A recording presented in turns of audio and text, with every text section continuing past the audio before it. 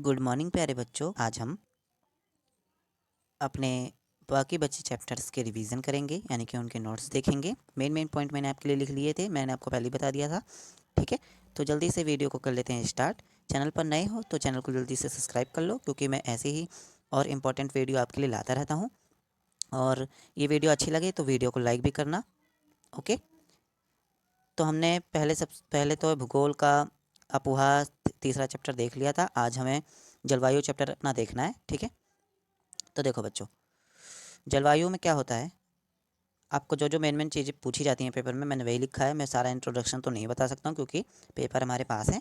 तो देखो, जलवायु को प्रभावित करने वाले कारक का 5 नंबर का क्वेश्चन ये जरूर आता है। इसमें आपको लिखना है अक्षांश, वायुदाब, समुद्र से दूरी, ऊंचाई, पतन तंत्र और महासागरीय धाराएं। ठीक है, ये हमारे कुछ जलवायु को प्रभावित करने वाले कारक थे। ओके, अब देखो, सबसे ज़्यादा अधिक वर्षा कहाँ होती है? सबको पता है, मशीन राम में। ठीक है, कई बच्चे इसे गलत लिख देते हैं, मासिन राम, या फिर वैसे तो ये मासिन राम है, कई बच्चे इसे मशीन राम या फिर मासान राम ऐसे कुछ गलत लिख देते हैं। तो आपको ये नाम बिल्कुल सही से याद रखना है, क्योंकि पेपर में आ सकता है। ओके, इसके बाद देखो, ये भारत में है इसलिए मैंने नीचे भारत लिख दिया है। मानसूनी हवाएं क्या होती हैं? वर्षा ऋतु में हवाएं समुद्र से स्थल की ओर जाती हैं, उन्हें मानसूनी हवाएं बोलते हैं। इधर हमारा समुद्र है, इधर हमारे स्थल हैं, इधर लोग रहते हैं। ठीक है, तो जो ये हवाएं यहाँ से ऐसा करके जाती हैं ना, इन्हें मानसूनी हवाएं बोलते हैं, यानी ठंडी हवा जाएंगी ना इधर से जाते हुए। इसके बाद देखो, भारत में ऋतुएं 4 प्रकार की होती है: शीत ऋतु, ग्रीष्म ऋतु। वैसे वो इतनी चीज़ें तो जनरल नॉलेज है, आपको खुद ही पता होगी। ठीक है ना, और है वर्षा ऋतु, और फिर है लौटते हुए मानसून की ऋतु। ठीक है, ये कब से कब तक रहती है? नवंबर से फरवरी तक शीत ऋतु रहती है। ग्रीष्म ऋतु कब होती है? मार्च से मई तक। वर्षा ऋतु जून से सितंबर तक। और लौटते हुए मानसून की ऋतु कब तक होती है? अक्टूबर से नवंबर तक। ओके, अब देखो, अब हम राजनीतिक विज्ञान पढ़ेंगे, इसके बाद अर्थशास्त्र। बस हमारे दो ही हैं, तो वीडियो ज़्यादा लंबी भी नहीं होगी। आशा करता हूँ आप लोग इसे अपने कॉपी में तो ज़रूर लिख रहे होंगे बच्चों।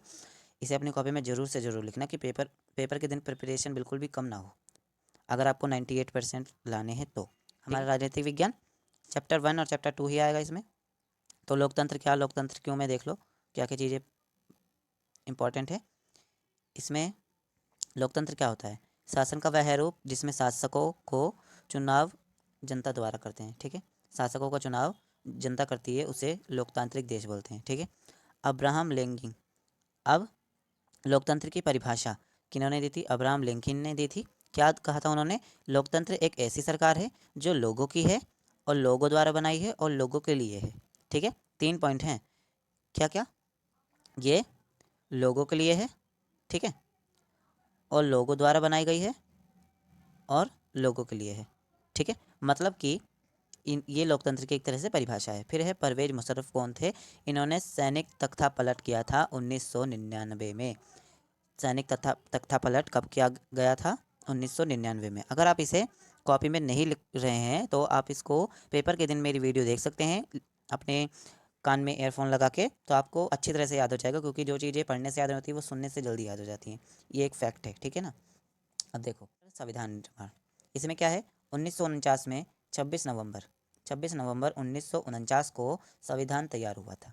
ठीक है, ये इंपॉर्टेंट है कि संविधान कब तैयार हुआ था। संविधान लागू तो आपको पता ही होगा 1950 26 जनवरी को हुआ था, जिस दिन हम गणतंत्र दिवस बनाते हैं। ठीक है ना, और इसके बाद भीमराव अंबेडकर कौन थे? प्रारूप कमेटी के अध्यक्ष थे। ठीक है, अब प्रारूप कमेटी के अध्यक्ष कौन थे पूछेगा तो क्या लिखोगे? भीमराव अंबेडकर। उसके बाद संविधान लिखने की सभा को में 299 सदस्य थे। ठीक है, यानी 300 में एक कम। संविधान लिखने की सभा में 299 सदस्य थे। प्रारूप कमेटी के अध्यक्ष कौन थे? भीमराव अंबेडकर। अब देखो, पंथ निरपेक्ष, क्या आप जानते हैं? पंथ निरपेक्ष, गणराज्य, लोकतांत्रिक, समानता, बंधुत्ता। वैसे ये 2-3 चीज़ें तो आपको पता ही होगी, पर इन चीज़ों को अगर नहीं पता तो ये आपको ज़रूर से ज़रूर याद कर लेना चाहिए कि इन चीज़ों को क्या बोलते हैं। तो देखो, पंथ निरपेक्ष क्या होता है? नागरिकों को किसी भी धर्म को मानने की पूरी स्वतंत्रता होनी चाहिए, उसी को हम क्या बोलते हैं? पंथ निरपेक्ष बोलते हैं। यानी कि किसी पे कोई जोर नहीं है कि तुम मुसलमान ही बनो या फिर क्या नाम है हिंदू ही बनो या फिर ईसाई बनो। उन्हें अपनी कोई भी धर्म को मानने की पूरी स्वतंत्रता होनी चाहिए, उसे हम पंथ निरपेक्ष बोलते हैं। हमारा भारत पंथ निरपेक्ष राज्य है, आपको पता ही हो, भारत देश है। ठीक है ना, आपको पता ही होगा। फिर है गणराज्य। गणराज्य क्या होता है? शासन का प्रमुख लोगों द्वारा चुना हुआ एक व्यक्ति होता है, उसे हम गणराज्य बोलते हैं। ठीक है। इसके बाद देखो लोकतांत्रिक क्या होता है? सरकार का एक ऐसा स्वरूप जिनमें लोगों को समान अधिकार प्राप्त होते हैं। ठीक है, उसे लोकतांत्रिक बोलते हैं, लोकतांत्रिक। ठीक है। इसके बाद समानता, कानून के समक्ष सभी लोग बराबर हैं, उसे समानता बोलते हैं। समानता को देखते हुए ही हमारे संविधान का निर्माण हुआ था। ये भी एक पॉइंट है, आपको याद रखना चाहिए। इसके बाद है बंधुत्वता। बंधुत्वता में हम सब एक परिवार की तरह हैं और कोई किसी से बड़ा नहीं है या फिर छोटा नहीं है। ठीक है, इसी को हम बंधुत्वता बोलते हैं, भाईचारा एक तरह से बोलते हैं। अब है 5 नंबर का एक और क्वेश्चन, संविधान निर्माण की आवश्यकता। संविधान की आवश्यकता हमें क्यों है? लोकतांत्रिक सरकार का निर्माण और उसके कार्य तय करने के लिए, एक पॉइंट यह हो गया। सरकार अपनी शक्तियों का दुरुपयोग ना करे, एक पॉइंट यह हो गया। नागरिकों का अधिकार सुनिश्चित करने के लिए संविधान बनाया जाता है, एक पॉइंट तो यह हो गया। अच्छे समाज के गठन के लिए संविधान का निर्माण, संविधान आवश्यक है। ठीक है, किसी भी देश के लिए इन सारी चीज़ों को होने के लिए संविधान बहुत ही आवश्यक है। अब देखो अर्थशास्त्र में भी 2 चैप्टर आपके आ रहे हैं, संसाधन के रूप में लोग और पालमपुर गांव की कहानी। अब पालमपुर गांव की कहानी में आपको बस कृषि और भूमि पूंजी ये सब पढ़ने को मिलेगा। तो इसमें देख लो गैर कृषि कार्य क्या होते हैं।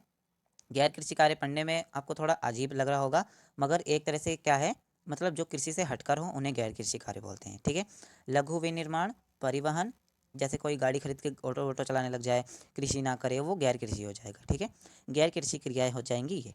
फिर है दुकानदारी, किसी ने दुकान खोली फॉर्चून की, तो वो भी तो किसी कृषि का कार्य नहीं कर रहा, यानी कि खेती का कार्य नहीं कर रहा, तो गैर कृषि हो जाएगी। इसके बाद डेयरी।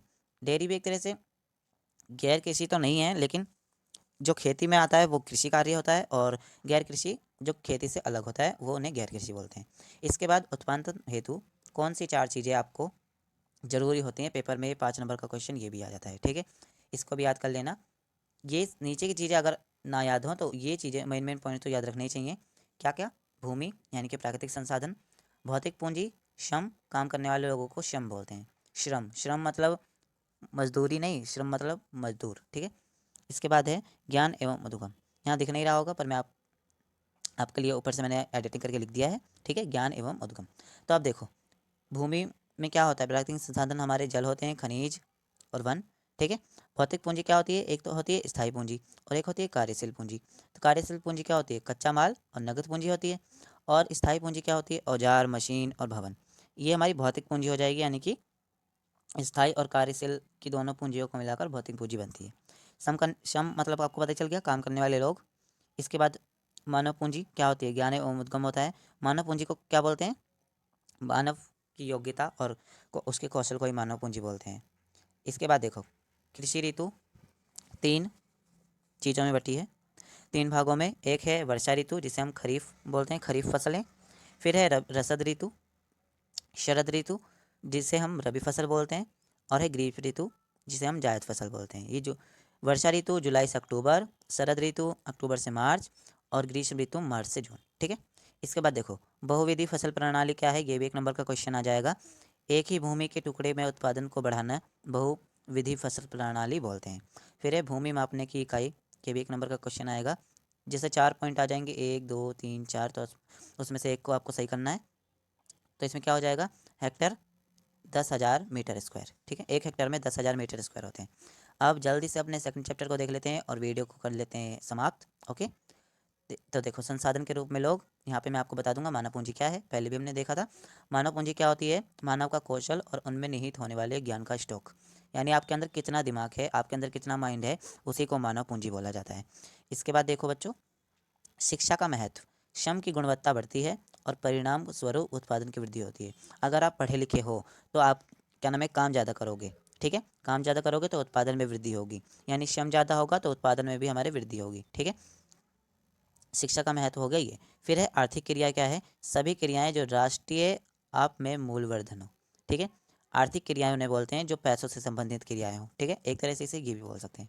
बेरोजगारी आपको पता ही होगा, मिड टर्म पीरियोडिक टेस्ट में आया था। वह दशा जब व्यक्ति सक्रियता से रोजगार की तलाश करे पर उसको रोजगार मिले ही ना, इसे बोलते हैं बेरोजगारी। ठीक है, बेरोजगारी 3 प्रकार की होती है बच्चों, ये भी 3 नंबर या 2 नंबर का क्वेश्चन जरूर आएगा। तो पहली बेरोजगारी होती है मौसमी बेरोजगारी, यानी कि आपको साल में खाली 3 महीना काम करने को मिला और महीना काम करने को मिला ही नहीं, ठीक है। इसके बाद है प्रच्छन्न बेरोजगारी, यानी कि अगर खेती एक जगह पर खेती करने के लिए मान लीजिए 10 लोग चाहिए, तो उसका काम 15 या 20 लोग कर रहे हैं, यानी कि इतना बेरोजगारी है कि उसे क्या नाम है थोड़े थोड़े मजदूरी देकर लोगों से काम करवाया जा रहा है, यानी कि 10 का काम 20 लोग कर रहे हैं, उन्हें बोलते हैं प्रच्छन्न बेरोजगारी। इसके बाद शहरी बेरोजगारी, यानी कि डिप्लोमा डिग्री पाते हुए भी किसी को बेरोजगार नहीं मिलता, मतलब किसी को रोजगार नहीं मिलता, उसे बोलते हैं शहरी बेरोजगारी। तो ये थे हमारे notes, important notes. I hope आपने सारी कॉपी में लिख लिए होंगे, नहीं लिखे तो वीडियो भी ध्यान से देखिए, वीडियो को समझिए, तो आपको बिल्कुल भी अपने पेपर में दिक्कत नहीं होगी। तो चैनल को कर लीजिए सब्सक्राइब, और वीडियो अच्छी लगी होगी तो वीडियो को तो जल्दी से लाइक कर दो। Okay, thank you for watching this video. आपका पेपर शुभ हो, बेस्ट ऑफ लक।